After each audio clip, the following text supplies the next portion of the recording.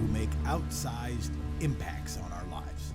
They are family members, they could be people we work with, they might be somebody we work for, they might be somebody who's elected to something, but they're also a bunch of unelected people, small groups of people that have outsized influence on our lives. Who is this shadowy cabal, you might ask? On whom are we going to focus a spotlight as a means of exposure? Or are we going to jump the shark or call out dragon aliens Alex Jones style? No, there's a pretty good chance you might even know personally some of these people. A small group of people with outsized influence on our lives. They are undecided voters. And each election cycle, outsized attention is put on this sliver of the electorate. These people who don't know exactly what they think about a given candidate or a given political party or a given piece of ideology or core political philosophy. And very often, this group, of course, routinely proves, more often than not, to decide election outcomes. And to help further explain the mysterious intentions of undecided voters, we are joined by Oscar Pocasangre of New America. He might help us further explain the mysterious intentions of undecided voters. He also might help us figure out how we can pull them into the decided camp. Oscar, thank you for your patience and welcome to Democracy Nerd. Thank you for having me. You co-authored research paper for New America. It is entitled Undecided Voters. Who are they? What do they want? And how they decide our politics. It may be too obvious a question, but how did you start to dig in on this topic? Yeah, so we thought undecided voters are a bit unexplored, even though they have, as you said before, an outsized influence on our elections. We know about the partisans, we know about Republicans and Democrats, what they want, how they feel about the parties and about the candidates. But we didn't have a good sense of undecided voters and what do they want out of policy? What do they want out of government and their politicians? And what makes them tick? So we analyzed surveys from a couple different years to figure out undecided voters and their intentions, as you said. And one of the important thing about undecided voters is that in our winner-take-all system, especially in this polarized winner-take-all system, it's these votes in the middle of people who might go one way or the other that will have an outsized influence in who wins the election in a particular district, and then who can win control of the House or of the Senate. So even though they're a small percentage of the population, they can be very pivotal in close elections and in swinging control of the House or Senate to Republicans or to Democrats. So that was a motivation to start this report. How did you get into this mess? How did you start doing this stuff? I'm a political scientist by training, and a lot of the bread and butter of political science is trying to understand voters, why they vote a certain way, what convinces them to vote a different way, and what role do campaigns play in convincing voters, or do they even play a role in convincing voters or swaying voters one way or the other? And then the other big reason why we were interested in this topic with my co-author Lee Jutman of New America is because we're interested also in the electoral institutions and in identifying kind of like the pathologies of the winner-take-all system and understanding what is it about the winner-take-all system that contributes to a lot of the ills that we have in our politics right now, like polarization, partisan sorting as well, and the fact that these very slim majorities in Congress as well.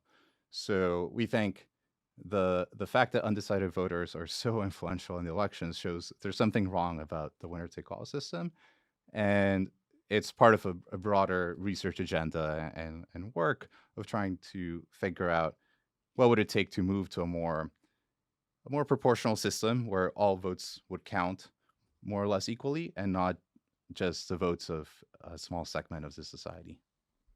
So who are these undecided voters? Yeah, so I guess that's the first challenge that we had to figure out is like how do we find these undecided voters? And most of what we know about undecided voters is from surveys, from public opinion polls. And At the end of the day, it comes down to like the definition of people who tell us that they are undecided in the survey. When we ask them like, who do you plan to vote for in the upcoming election? A small share of people are always undecided. It's hard to tell like what type of undecided voters there are. We can think of different typologies of undecided voters um, out in the world. There can be undecided voters who maybe they're just trying to get information from all the different candidates and they just haven't made their decision quite yet. Or maybe there are other voters who are undecided because they don't pay much attention to politics and they figure, I'll worry about this the week of election and then I'll figure it out then. And then there can be people who are undecided because they just don't care that much about politics or not as engaged, so they actually don't have much of an opinion or a stance about some of these of the candidates. Um, so it's this weird grouping of people because you can be undecided in different ways. But overall, there are some consistent traits among these groups.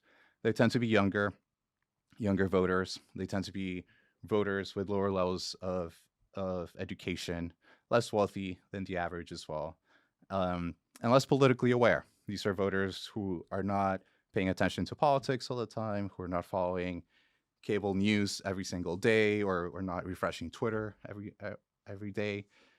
These are voters, they're busy living their lives, and they haven't found, or the parties haven't done quite a good job at linking them to politics. No, that's really helpful. Thank you. Let's pause there for a second, because so many campaign discussions, and I don't just mean internally in campaigns, but I do mean that over the years, but also people anticipating campaigns. So many people consider themselves sort of political expert because, they read the newspaper, watch the news, and so they think, oh, this politician's an idiot, or these campaigns are idiots. Why aren't they smarter like I am? Right? But then we imagine these conversations, and you'll hear the swing voter come up. And I think the idea that people have in their heads of the swing voter is that somebody who is, well, they're in the middle. They're in the middle on economic policy, or they're in the middle on a woman's right to choose, right? They're sort of like, oh yeah, women should have a right to choose, but there should be some limits. Or yeah, Social Security shouldn't go away, but we should all let, we don't want to have taxes on rich people be too high. Or yeah, the environment is good and we sort of care about it, but I still want to make sure I'm not like impacted at the gas pump, right? So we sort of think of the swing voter, the undecided voter, as this person. But what you just said was something different than that. Or we might think it's somebody who has very strong views. So that's one bucket of undecided voter that I could imagine. Another bucket of undecided voter that I could imagine is somebody who is the old Reagan Catholic, right? Or even the new Reagan Biden voter. The person who's, well, my preacher told me that abortion was wrong, but they also said that I'm supposed to be good to the poor. And I also think Donald Trump is deeply immoral, and I don't really want an authoritarian state. But on the other hand, I like getting my tax cuts, right? So they might have a mixture of views, right? They might like two or three strongly held things about guns or something else that sided with one party, and a couple other strongly held things that are a swing because they have a tug and pull between them. That'd be another bucket that we could imagine. But you just said that maybe the biggest bucket of undecided voters aren't people who are dwelling with great challenge over the tug and pull of their values. Are they feeling a little bit more in the center, to the left or to the right? Or are they feeling a little more tugged by one set of views or another set of views? But they just kind of don't think about it as much. And it's not an issue of being more granular necessarily. Maybe it is, but it might also be an issue of just reaching them. I think that's what I'm hearing you say. Yeah, exactly. And it's important that you bring up these distinctions because oftentimes when we talk about these mythical type of voters, we often confuse or talk about them the same way as we talk about like swing voters, undecided voters, independents. And I think conceptually they are different types of voters. So swing voter, I think you can be a very decided voter and be a swing voter if one election, you're very decided to vote for the Republican candidate, and then the other election, you're very decided that this time I'm going to vote for the Democrat. Those are more mythical than the undecided voters. Those are harder to find out there in the world. What percentage of the person who's not just undecided, but truly swing, truly goes back and forth? Truly swing? I don't know the a recent percentage. I know the share of like actual swing voters who, on one election they'll vote for one party and the other election they'll vote for the other, has been decreasing consistently over the years. There's very small share of the electorate. So that's one group of voters. The other group of voters are independents. Independents actually turn out to be quite partisans themselves, but they like calling themselves independent. These are people who don't really like the parties or feel a bit anti-party, but at the end of the day, they'll vote for one of the parties. Um, and then undecided voters, as you said, you can be undecided in different ways. You can think of consumers when they're going to buy something. Oftentimes, when I'm at the grocery store, I'm standing there trying to choose a different type of cereal, and I'm undecided while I'm doing that. And then eventually, I can reach a decision. Uh, but sometimes there's a product I don't really care about. I'll just choose whatever brand. And I think an analogy can be made about voters in the same way, where you can have undecided voters that are thinking about their choice and who are they going to vote. And there can also be undecided voters who, they probably don't care that much. They're indifferent to it at the end of the day, and they'll vote based on in the report we say that's some like random noise or like just like random decision making at the end of the day. And those, at least in the United States, that tends to be the more prevalent type of undecided voter. So you're right, it's not that much a voter that is dwelling and trying to figure out, okay, this is all the information I have about the candidates. I haven't made up my mind yet, and I'll weigh different things, whether their policy stands or how they perform in a debate. It's more a voter who probably doesn't even see the debates or doesn't follow the news. So you said in the United States, is it different in other countries? Yes. Yeah, it varies. Other countries that have different types of electoral systems, if you have more parties as well, you might have more choices as a voter. In that sense, we see more undecided voters who are actually weighing, okay, maybe I'll vote for this party or this other party. So it might come down to a more informed a more informed voter in those cases. There are also voters who, yes, also don't care about policies and the stances of the politicians. But we do see more of a mix in other countries. And I think a lot of this is the role that the parties play at engaging voters and engaging citizens into politics. I mean, I don't blame voters for being undecided, but it's more about how parties are, what are the strategies of the parties at bringing into the fold people, bringing into politics these voters. It's not merely and not mostly, and maybe it's less and less, or not maybe, it is less and less because voters care more in a conflicting way, but because they haven't yet been persuaded enough to care overall or to care in a specific way.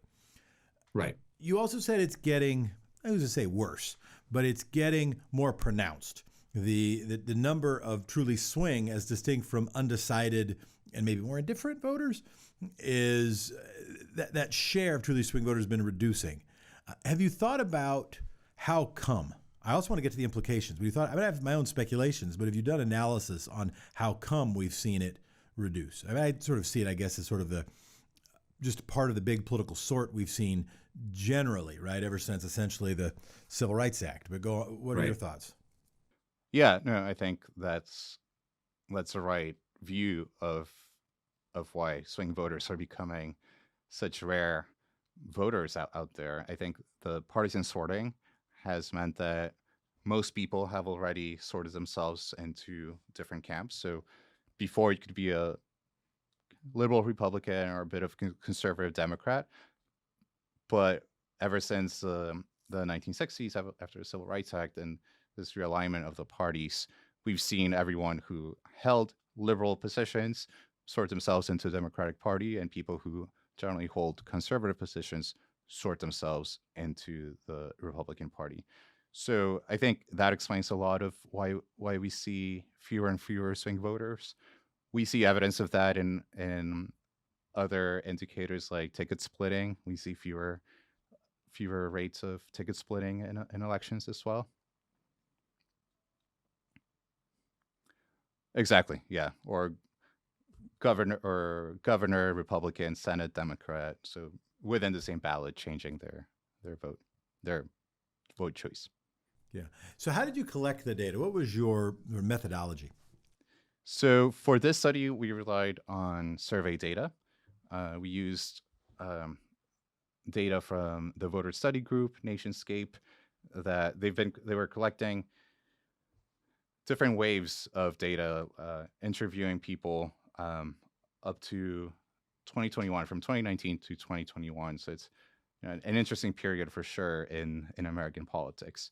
So we had a lot of data about the position of voters and survey respondents, and the survey also asked about a lot of policy positions. So we were able to look not just at the demographics of these undecided voters, but also what are the policy positions of undecided voters and of partisan voters as well. So you look at Democracy Fund at UCLA, Nationscape surveys, as I understand it, and all these waves of data. Anything surprise you in particular? Yeah, so I would say one surprising thing when we were looking at the policy positions is we saw, voters hold all sorts of positions on different issues. One thing that stood out was how most Democrats are aligned when it comes to social issues, but more varied when it comes to economic issues. So it kind of seems like When you say aligned, who is aligned? So Democratic voters for the Democrat Party. So what holds that coalition together is that they all tend to agree on social issues. The flip is true of Republicans, that they all agree on social issues, but they're all over on economic issues. Wait, then I got it backwards. No, I said it wrong. Sorry. Sorry. So Republicans are united on social issues, but they have more diverse view when it comes to economic issues. Democrats are more diverse on social issues, but more united on the economic issues. The surprising thing, like undecided voters are a bit all over the place. We have socially liberal, fiscally conservative, socially conservative undecided voters. So these are kind of like the prototype of what we call cross-pressure voters. So voters that have a mix of conservative and liberal positions. And that, we think, is one of the things that makes it so hard to engage with undecided voters, because when it comes to policy, there really is not one message that resonates with all of these undecided voters. So maybe one message might work with part of them, but it might alienate the other part. So it's unclear what is a winning message that a campaign could use to get undecided voters out to vote for them. So that's interesting and very helpful. I think a key takeaway. Another podcast might call it a knowledge bomb or a value bomb. But anyway, this I think is a really helpful. I think it's a really helpful takeaway. So I want to make sure I get it right this time, because I heard you say it a couple different ways, and I want to make sure I don't say it a couple different ways. I will say it this way, and you tell me if I got it right or wrong. That Democrats tend to be a little bit more diverse on social issues, and what tends to hold them more together is around economic issues: Social Security, Medicare, Medicaid, progressive taxation, et cetera. But how, a woman's right to choose, although the vast majority would be in favor of women's right to choose, they might diverge a little bit around the margins on that. They might have a little bit different, 10 years ago, they might have had some divergent views on LGBTQIAs or marriage rights, right? They might have different views on trans bathrooms, who knows, okay? Yeah. Republicans, on the other hand, are really united on trans bathrooms, are really united against a woman's right to choose, at least their base. And more diverse on Social Security, more diverse on campaign finance reform, more diverse on progressive taxation, more diverse. I mean, heck, Donald Trump ran for office saying how he wanted to crack down on Wall Street cheats. Right. And so first of all, did I get that right? Yes. Yes. Yeah. Yeah. Exactly. So the implications of that are then somewhat, I don't know, obvious, but at least compelling. So that shows why then Republicans really want to beat the drum on social issues, because that holds them together, and they think they might be able to get a few, wayward Democrats who on that voting particular day might care more about trans bathrooms, might care more about critical race theory, and forget about, stuff about Wall Street or stuff about progressive taxation or stuff about, education funding. Where on the other hand, Democrats could be well viewed, you'd think, then if they talked about economic issues, then they might help keep their people together and get it for Republicans. Although the author of What's the Matter with Kansas says Democrats haven't been doing that, and that's maybe his mistake, is why he thinks that Democrats are making a big mistake. The implications of that are sort of interesting, and in fact might even beg the What's the Matter with Kansas question. Yeah. Although I would say they're in trying to emphasize these issues, they're mostly trying to get at these undecided voters, less so at voters from the other party. Right? That would be rare for it to cure. But Republicans could probably get maybe those socially conservative, undecided voters, right? But there are socially liberal undecided voters as well, so that could go the other way. So here's, let's ask if you know this data. I don't. I'm hoping you might. I know that not 100% of Democrats vote for the Democrat. I know not 100% of Republicans vote for the Republican. You also said that independents, not as a whole, but person by person, end up voting in relatively predictable ways, right? If they voted a couple times in a row for Republican, they're going to vote a couple more times in a row for Republican. Yeah, they'll just call themselves independent. Right. So I'm an independent. I mean, there was a Fox News host, Bill O'Reilly did that, right? Yeah. So that Bill O'Reilly independent, is that somewhat predictable Republican? How predictable are they in their voting as compared to a registered Republican? I wonder if, for the right Republican, it might even be, you might have a Republican that votes for Democrats almost as frequently as an independent. You mean a registered Republican? Registered or one of the Yeah. self-claimed independents? Exactly. Like I'm wondering if there's a way to compare the self-claimed independent who actually votes Republican, just to put it in context relative to, like, for instance, what's the percentage of the time that a registered Republican votes for the Republican? Yeah, no, that's a good question. I don't think I've ever gone down that hole in a data set to look that up, but yeah, I think it would be really interesting. I'd be curious. So, Yeah. Moving on then, the undecided voter, as you try to categorize them, or as campaigns try to categorize them, how do they end up categorizing them? Yeah, I think a lot of times the focus is on undecided voters in swing districts, right? Because that's where they matter most in these pivotal districts or pivotal states. That's where undecided voters matter the most.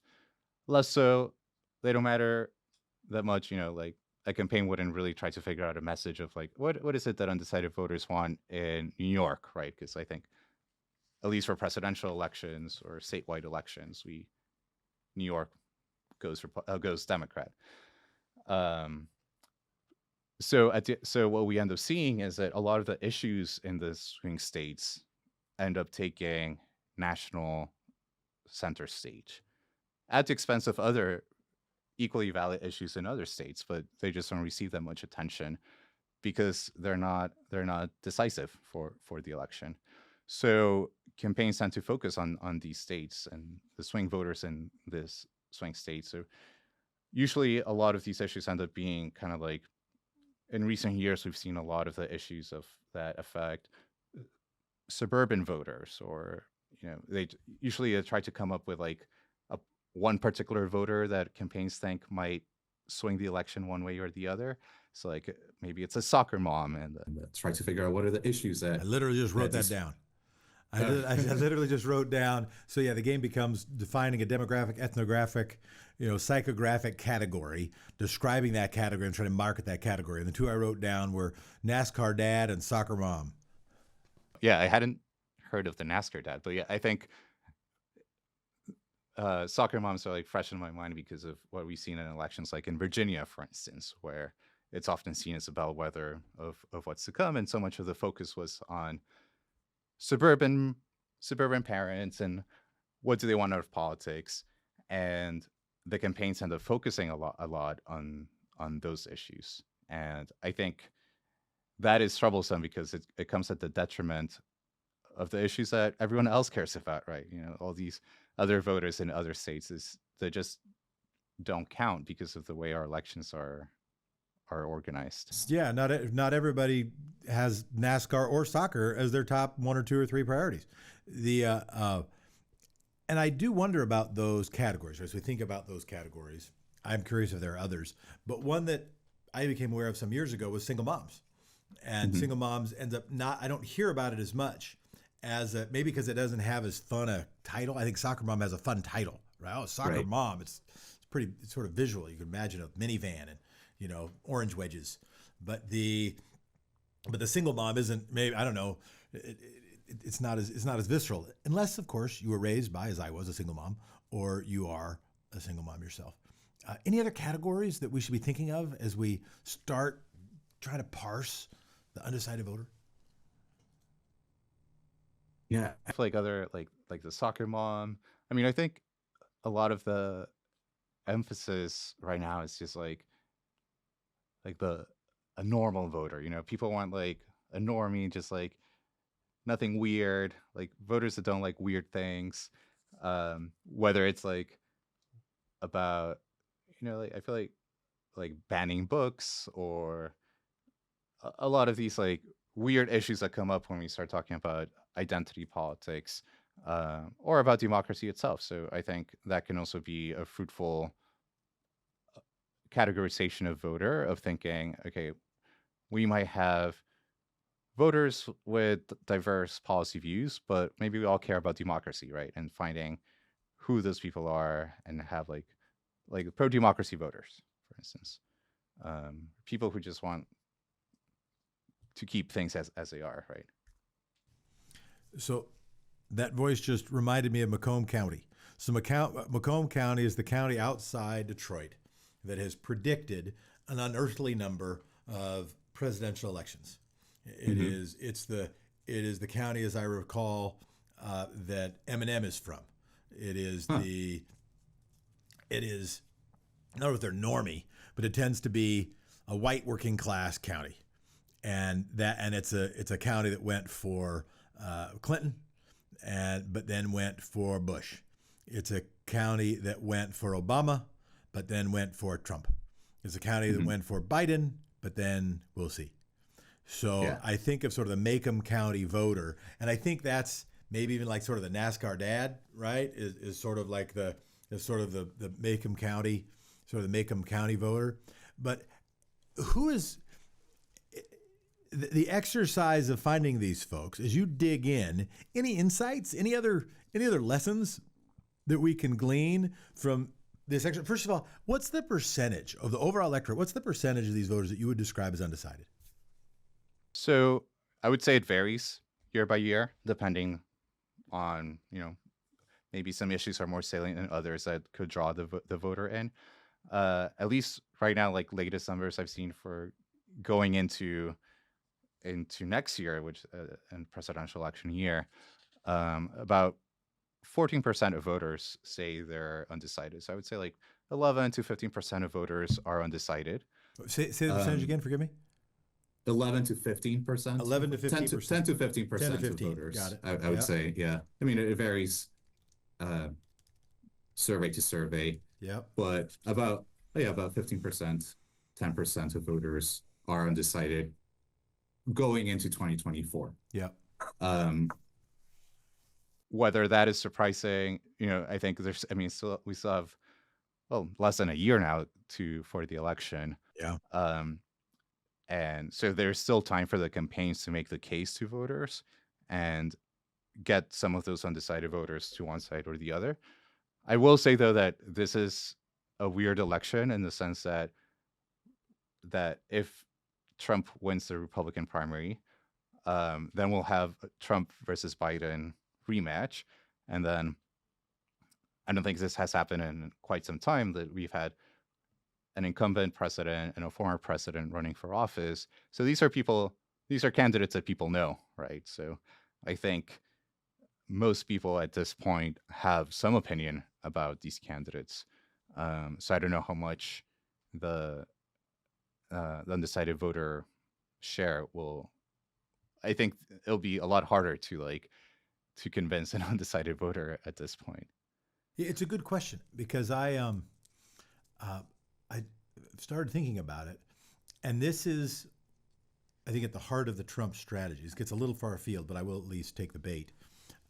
That we haven't had that many times when a president has lost and then gotten the nomination again. And it would be interesting how many times that person could win. Normally, a candidate loses, and all their candidates in the primary, all their opponents in the primary, are able to say, "Well, that person's a loser. You can't nominate them. They just proved they can't win. Nominate me." Right? Right. Don't nominate Mitt Romney. Yeah. I think it's only happened once Is before. it Grover I Cleveland? think it was Herbert Hoover with, All right. oh no. Yeah, I think it might be Grover Cleveland with Harrison. Yes. All right. Yeah. All right. So but it occurs to me, the time I did the research before, the candidates who lost who won the popular vote, lost the election. Like I thought if Gore had won again, Gore might have won. That's what I think. And I think that one dynamic, and I'm just spitballing, but one dynamic could be buyer's remorse. That after you do something, it's like, well, do I, like maybe you like one is lock in. Well, I decided this, I must be right. I only make right decisions. And so it would seem that Biden candidacy should say, hey, America, you were correct. You did the right thing. And here's why you did the right thing. And you were right to not vote this guy because he's nuts and a fascist. So don't do that. Right. But I could also imagine what the Trump campaign is doing is sort of giving people to say, hey, you took a chance and you didn't like that chance. It didn't go as well as you wanted it to go. And so now, remember me, right? Now you might regret kicking me out. So I actually don't know. And it might be a wash. Maybe people are more locked in, but maybe they're not more locked in because of, buyer's or seller's remorse. Right. Yeah. So in that case, it's, this election and the campaign itself will also be quite different from previous campaigns because if it's Biden-Trump, then both candidates will have a lot of history to them, and it'll depend a lot on how they frame that history to the voters and what message they use for voters to try to convince them. In these undecided voters, the 10 to 50% of undecided voters, and we can stick with 2024 presidential election. Well, that's not our only focus, to be clear. What can we understand about any identifiable cleavages around generation, around geography, around income level, any of the things we don't understand to sort of, just help deepen our awareness of this pod of decisive voters? Yeah, so I don't know for undecided voters for 2024. I know for last year's election, for the congressional election, undecided voters, it's similar to the traits that I was talking about before, where they tend to be younger voters. Yeah, I got it. And you said poor, younger, less educated, and not quite as informed. And disengaged from politics. That seems to be a consistent feature of undecided voters. Yeah. So as we think about trying then to reach undecided voters, what should we understand? Are there common denominators or if we keep that in mind, then just, Sunday morning news shows are probably not what's reaching them. What is? I mean, this is why they start doing ads in video games and why social media is such a big deal. Like, how are campaigns thinking about reaching undecided voters? I sound like such a novice when I ask this question. Yeah, I mean, that's why you always see a lot of innovation in the platforms that they use to reach to voters, whether it's, more like a savvier use of social media. Now there's a lot of talk about like TikTok, and maybe that's one way to get at politically disengaged, like young voters, for instance, maybe meet them where they're at, and they tend to be in TikTok, right? Um, yeah, and I think it's a lot of it is up to the parties of like finding a way to make the case to the voter that, look, like this is what we have to offer, and this is why you should come and vote as well. Um, and because part of the challenge is convincing them to come to your side, and then the other challenge is also actually turn out to vote. So campaigns have to weigh both of that, like how do you get them to vote? And I think these days we see a lot of more targeting through social media and trying to like figure out some profile of a particular of these like kind of like ideal types of voters, and try to target like some very like micro targeting the ads to them. I don't know to what extent that is a successful strategy. Oftentimes when I get an ad, I just keep going or really ignore it or discount it. Um, and a lot of political decisions, a lot of voting decisions are social decisions. It's about how your friends are voting, how your neighbors are voting, how your families are voting and thinking about politics as well. So I think maybe a more old school approach could be useful here of like, getting more at more like real social networks and like communities, and introducing politics into that. And that's what parties used to do historically. Parties were more embedded in communities. There's more connection between the parties and local communities. So there was more of a connection between these party machines and the voter. So there's an easier linkage to them, and an easier way to reach out to these voters. Yeah. All right. So it's time for multiple choice. Here's my multiple choice question. Why is it that undecided voters, a statistically small segment of voting population, have such an outsized impact? A, just a natural outcome of our two-party first-past-the-post, winner-take-all electoral system. B, their incentives to be a holdout. It's nice to be courted, after all. If you take longer to send in your ballot, you get more glossy campaign mailings. C, it's just both sidesism writ large. D, they really don't. It's a conspiracy by large media companies to generate clicks and viewers. See also C. E, the political machinations and complex policy differences are simply too much and wash over too many voters, leaving everybody, or at least 10 to 15% of the people, like understandably confused and unwilling to admit to anyone for fear of being judged. F, we're simply discussing part of the population that realizes it's time to vote in October every 4 years. G, they're contrarians who like to throw a stick in the otherwise smooth-sailing spokes of democracy. When do spokes sail? Apparently right now. H, all of the above. I, none of the above. J, some portion of some of the above. I would say, I mean, as a recovering academic, I would say a little bit of everything of some of these. So there's some ambiguity there. Some of the big ones there, though, I would say is the winner-take-all system, and just the way that our elections are structured, where it comes down to the vote of, well, in the competitive districts, it comes down to the vote of those undecided voters, or to the turnout of those voters. And then the fact that only few, when you look at congressional elections, only, I forget what was the number for the most recent, but it's like in the 40s or 50s, the congressional districts that are like up for grabs. Most districts are like solid blue, solid red. And that makes undecided voters so pivotal as well. I don't think it's so much about the holdouts of people holding out to get more merge from parties.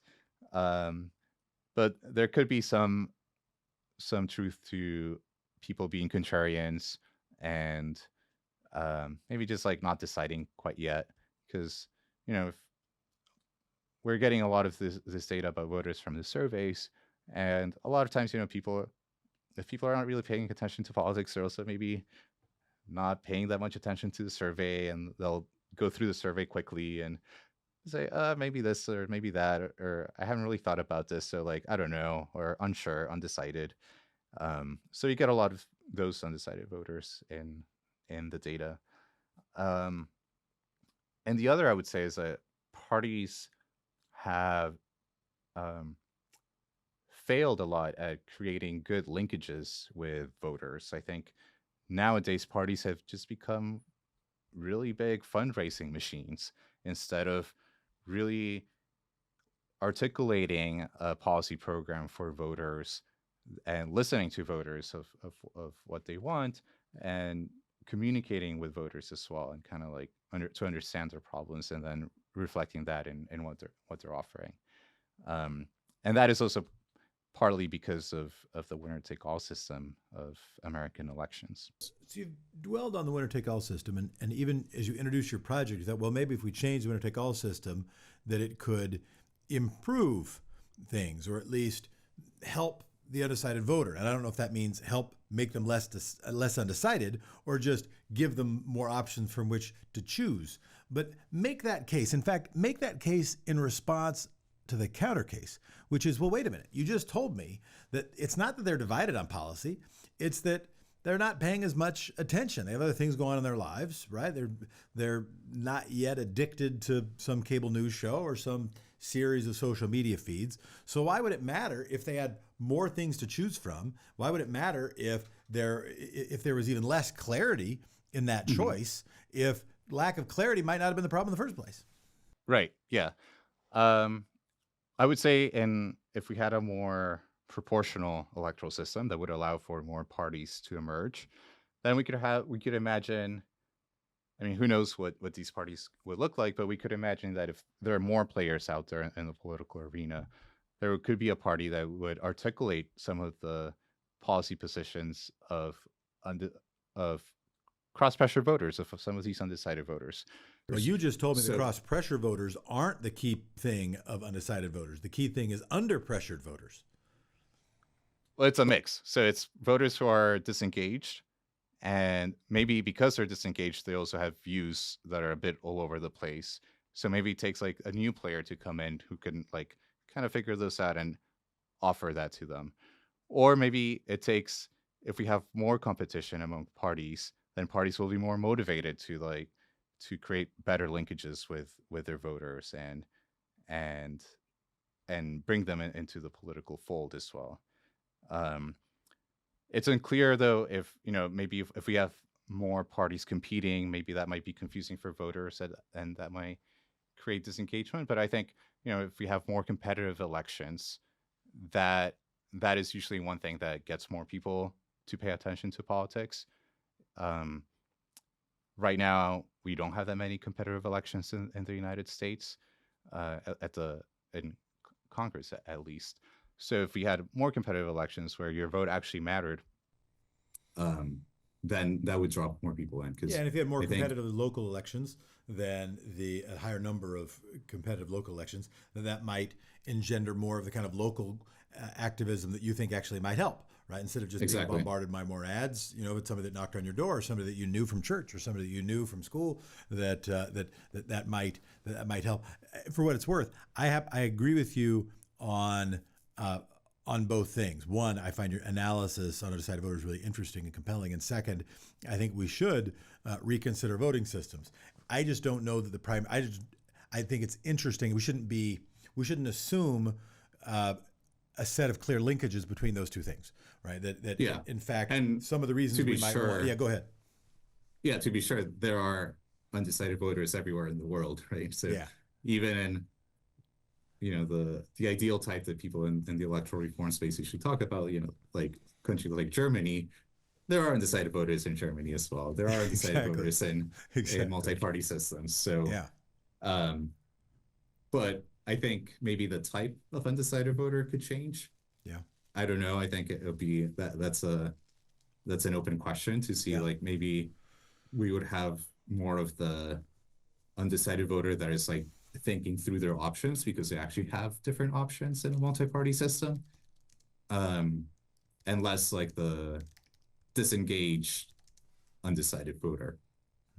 So maybe we would just have a different type of undecided voter. And also like I think a lot of the disengagement comes of undecided voters in the United States comes from the fact that it often feels that your vote doesn't matter. So like, what's the point of having to spend time figuring out what the candidate positions are and coming up with a decision or with a vote choice if, like, my district will stay in the same party, the state will stay with the same party. So a lot of these elections that we are asked to vote for at the local level, at the state level, it doesn't matter if I show up or not. So like, why should I pay attention to all these campaign materials and try to like decide one way or the other? No, that I think is your strongest. That's the most persuasive thing I've heard in terms of the linkage. Is that it might, if we had a higher number of competitive elections, then you'd have, if it's not a policy choice problem, it's just a marketing problem, then the marketing problem might get solved, and not just a mass of marketing, but the type of marketing. The marketing problem might get solved by that. But as you said, there's always, there tend to always be undecided voters. But what do we want them undecided around? So there's at least two things I want to ask about or weigh in on before we go away. One is, they're both under the category of what do we do about it. One is what do we do about it as political consultants, as campaigners, as candidates, as prognosticators, as advisors. And the other is what do we do about it in terms of society? So in terms of policymakers, in terms of people who want a good democracy, as democracy nerds, and not wearing our partisan hat, but wearing our just democracy for democracy's sake hat. Under the campaign strategist hat, do you have any other advice, any other guidance for, right? Theodore White in his Making of the President about I think it was the Kennedy campaign, I talked a lot about, well, it's how you can win over some of those people is with image, right? Is with getting to them in the right way, not really about the right thing, but in the right way. Do you have any advice either along those lines or different than that to give to the campaigner who's trying to think about or think towards the undecided voter? Oops, that's a tough question. If I had the good answer, I feel like you'd have a different job. I would have a different job. Yeah, I'd be the most in-demand person in DC. Yeah, I think for campaigns, it's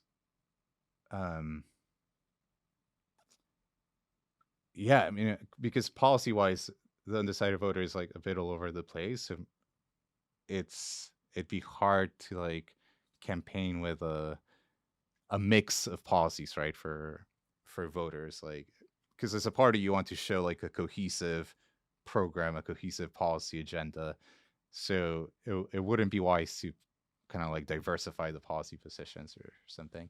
But maybe, making it more about what's at stake for is your day-to-day life. So it's not about, oftentimes a lot of these campaigns and policy and like races come to these like issues that maybe like a lot of people don't really care about or understand about, and we hear a lot of things that maybe we've never heard about, but like, what does it mean for my day-to-day life, right? So maybe having a more compelling message for that.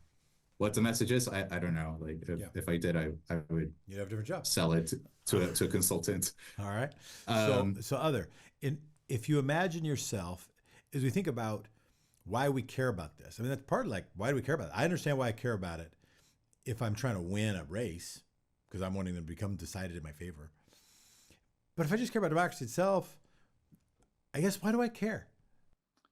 Yeah, so I think for democracy, it's actually the current situation we're in with undecided voters and the fact that partisans are so, I think like the word in fashion these days in political science is to say that it's calcified. So politics are so calcified where like everyone has been sorted to the different sides. We have all these Democrats, all these Republicans. No one is budging. And then you only have these like people in the middle who are undecided, maybe independent, maybe swing voters, maybe there's like voters that we think can make a difference. So I think that is bad for democracy in the sense that then what is the point of an election then if it comes down to random noise that would convince an undecided voter like the day of the election, right?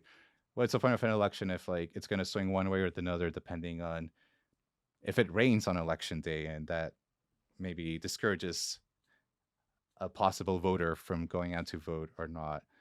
Um, and then like, what is the point of an election if so many elections are already decided in the primaries when there's no partisan competition? So the district will remain blue or remain red no matter what.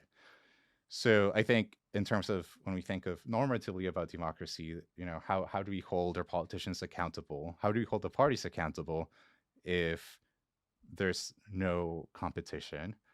So in that sense, it's really bad for accountability, and it's bad for like expressing the policy views of the population at large, because then it magnifies the policy views of these mythical undecided voters at the expense of the policy views of the majority of the population, right? So I don't think that's very democratic. I would like a more competitive system, or a system that introduces more competition within the parties, which would help for a lot of the things that I care about, like accountability, the performance in office of politicians, and just making sure that everyone's voice is listened to and it's not ignored to just because of the way that our elections are structured. Yeah, you talking gave me a chance not only to hear you, but also to gather thoughts. I came up with 3 reasons why we might care, which overlap with yours, but at least I have my fingers in the air. The one is, if the people are in charge, we want them to have actually consented. We want them to actually come to grips with their government if it is in fact their government. If it's a democracy, we want it to be their government. Second, if some of our motivation for that is because we believe that we're smarter together than we are apart, then we want to be smarter together and have more of us together, have more of us in on the joke. Then third is a little bit different. And if the fact that current and more undecided voters are driven by, I'm going to call it apathy rather than thoughtfulness, then it means campaigns could be strategic and tactical to be more about thoughtlessness or more thoughtless means of awakening and persuading, as distinct from if undecided voters were undecided based on a set of important policy choices. Then campaigns would have an incentive to try to persuade based on those policy choices, and or set aside policy choices.